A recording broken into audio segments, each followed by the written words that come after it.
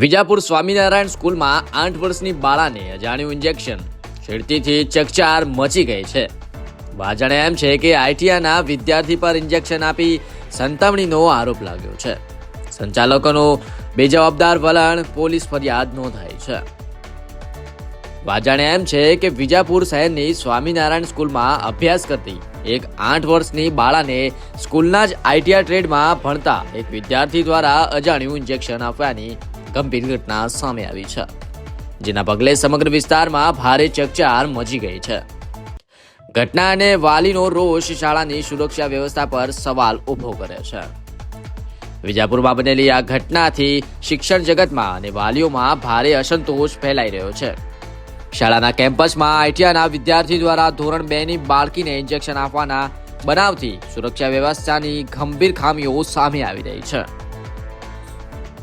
અવનવી ખબરો માટે અમારા પેજને અત્યારે જ ફોલો કરો.